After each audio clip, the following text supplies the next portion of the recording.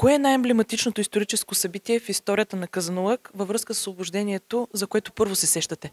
В принцип, последните години много хора знаят, нали, че в крайна сметка в Казанлък след боевете на Шипка и Шейново на 8 и 9 януари 1978 година се предлага временното примирие, нали, на турската армия тогава. Идват и предлагат временно примирие на Николай Николаевич, който им предлага един мирен договор в крайна сметка, в който се казва възстановяване на българската държава като суверенна. Може би това е едно от най-важните събития, което се влиза в историята, но през годините е малко прескачано и неглижирано, понеже е било временно и, нали, руската армия тръгва към Цариград. Аз мисля, че обаче най-важното събитие е предишната година, когато на Шипка главно са проведени боеве, които генерал Скобелев спира нашествието на Сулейман Паша, преминаването му в Северна България. Те са прекалено много, наистина. Това, което е най-важно в случая е свързано с 3 март. Това най-първото като асоциация, което мога да кажа. Надяваме се тая година, когато сме организатори, община Казанлък официално ще посрещне своите гости, да се доближим до върховете и до историческите моменти през далечната 1876 година, да се,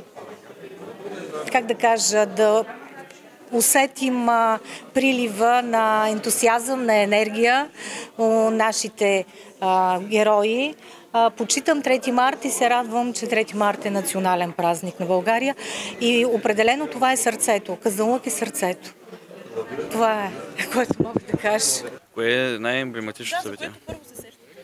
Най-емблематичното е посрещането на руските офицери в тази къща, която се намира срещу Антим, и преговорите, които се водят за това по какъв начин ще се случи управлението на Казанлък и освобождението на България.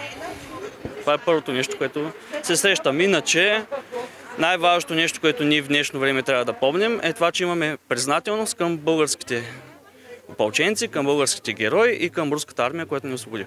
Благодаря. Хващаме неподготвен, но имам спомен, че първите преговори за спиране на военните действия между Османската империя и Русия се провеждат през януари месец 1978 година. Не мога да кажа мястото, къде е датата, но това ми е като спомен. Свързано с? Казанлък и освобождението, за което се сещате първо. За освобождението? Да.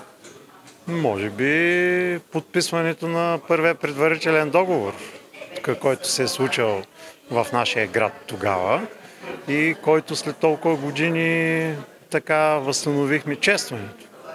Това е на прима виста. Ама това е много такъв близ въпрос. Ние тук толкова сме съсредоточени върху бюджета за цялата 24-та година и изведнъж такъв въпрос. Малко да разсеем тук. Благодаря ви. Благодаря.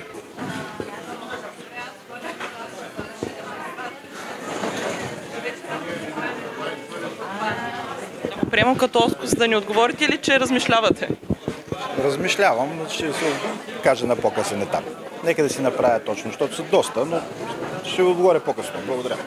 Първите официални преговори между Русия и Османската империя реално са се случили официално в Казанлък, в Папазовата къща.